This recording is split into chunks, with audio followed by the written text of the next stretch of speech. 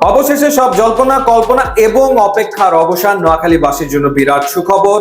তাদের প্রতীক্ষার যে প্রহর সেটি সমাপ্ত হলো। বিপিএল এ যুক্ত হলো নোয়াখালী।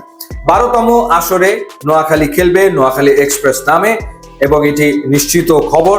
সিদ্ধান্ত নিয়ে ফেলেছে বিপিএল এর গভর্নিং কাউন্সিল। তবে যেই প্রতিষ্ঠানটা নোয়াখালীর ফ্র্যাঞ্চাইজি পাওয়ার জন্য আবেদন করেছিল বাংলা মার্ট, তাদেরকে দলটা দেওয়া হয়নি, দেওয়া হয়েছে দেশ ট্রাভেলসকে, যারা আসলে প্রথমে আবেদন করেছিল রাজশাহীর ফ্র্যাঞ্চাইজি পাওয়ার জন্য। কিন্তু যেহেতু নাবিল গ্রুপকে রাজশাহীর ফ্র্যাঞ্চাইজি দেওয়া হয়েছে, সেই কারণে তারা বাদ পড়ে গিয়েছিল। এরপরে তো নাটক নাটক নাটক চলতেই থাকলো। অর্থাৎ কেউ ব্যাংক গ্যারান্টি জমা দেয় না, 10 কোটি টাকার ব্যাংক গ্যারান্টি কেউই জমা দিচ্ছিল না, আংশিক আংশিক করে জমা দিচ্ছিল।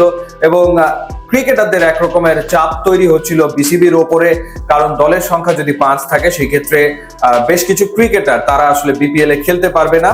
তো সেই প্রেক্ষিতে ক্রিকেটারদের চাপের মুখে বিসিবি সিদ্ধান্ত নেয় আরো একটা দল বাড়ানো। সে কারণেই ইনক্লুড করা হচ্ছে নোয়াখালীকে এবং দেশ ট্রাভেলস, তারা এই ফ্র্যাঞ্চাইজিটি পেয়েছে। এটি যেমন নিশ্চিত খবর, এখনো অনিশ্চয়তা কাটেনি চট্টগ্রাম রয়্যালসকে নিয়ে।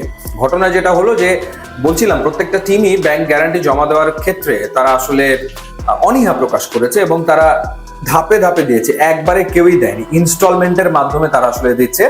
এবং এখন যে খবর সেটা হলো বৃহস্পতিবারের ভেতরে ব্যাংক গ্যারান্টি পুরোটা দিতেই হবে, তা না হলে ফ্র্যাঞ্চাইজি বাতিল হবে। এবং চট্টগ্রামের ক্ষেত্রে যেটা হয়েছে, তারা 2টো ইনস্টলমেন্ট এর ভিতরে দিয়েছে এবং যতটুকু শুনেছি যে 5 কোটি টাকা তারা দিয়ে ফেলেছে, আর বাকি 5 কোটি টাকা তাদেরকে বৃহস্পতিবারের ভেতরে দিতে হবে। সেই অপেক্ষাতে এখন বিপিএল এর গভর্নিং কাউন্সিল রয়েছে।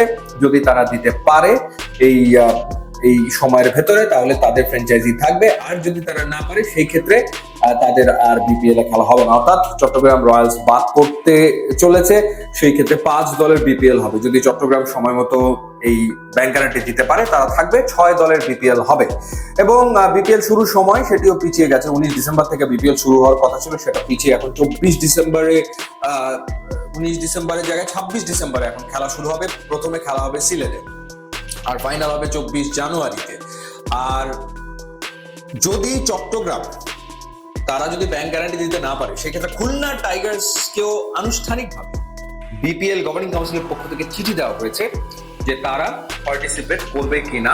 সেই ক্ষেত্রে খুলনা টাইগার্স যদি এই সময়ের ভেতরে সিদ্ধান্ত নিতে পারে যে তারা বিপিএল এ পার্টিসিপেট করবে, চট্টগ্রাম যদি ফেল করে, তাহলে খুলনা টাইগার্সেরও বিপিএল এ খেলার সম্ভাবনা আসলে রয়েছে। ফরচুন বরিশালের সাথে অনানুষ্ঠানিকভাবে যোগাযোগ করা হয়েছিল, সেটির আপডেট জানি না যে ফরচুন বরিশাল তারা কি মতামত ব্যক্ত করেছে। এর আগে যেমন তারা বলেছিল যে এত দ্রুত তাদের পক্ষে সিদ্ধান্ত নেওয়া সম্ভব না, আর একটু সময় পেলে তারা ভেবে দেখবে। এরপরে আর কোনো আপডেট আসলে নাই। খুলনা টাইগার্সের কাছে আনুষ্ঠানিকভাবে চিঠি দেওয়া হয়েছে বিপিএল গভর্নিং কাউন্সিলের পক্ষ থেকে, এবং তারা চিন্তা করে দেখছে। এর ভেতরে অপেক্ষা চলছে যে চট্টগ্রাম এই সময়ের ভেতরে, বৃহস্পতিবারের ভেতরে ব্যাংক গ্যারান্টি দিতে পারে কিনা। যদি পারে তাহলে তারা থাকবে, আর যদি না পারে, যদি খুলনা টাইগার্স খেলতে ইচ্ছুক হয় এর ভেতরে ব্যাংক গ্যারান্টি জমা দিয়ে, তাহলে খুলনাকে ইনক্লুড করা হবে।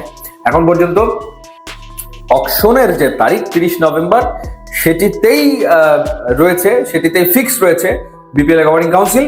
এবং শেষ মুহূর্তে যদি আবার কোনো পরিবর্তন আসে, সেক্ষেত্রে পরিবর্তন হতে পারে। এখন প্রতিনিয়ত যেভাবে পরিবর্তন হচ্ছে, কোনো কিছুই আসলে ফিক্সড আগে ভাগে বলার কোনো সুযোগ নেই। তো দেখা যাক চলমান এই নাটক কোথায় গিয়ে থামে।